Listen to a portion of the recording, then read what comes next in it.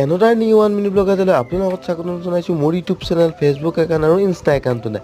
বৰ্তমান মই ঘৰৰ পৰা ওলাই দিলোঁ মেডিচিন আনাৰ দিশে ফাৰ্মাচীলৈ, আৰু আহি কেনে ফাৰ্মাচী নাপালোঁৱে।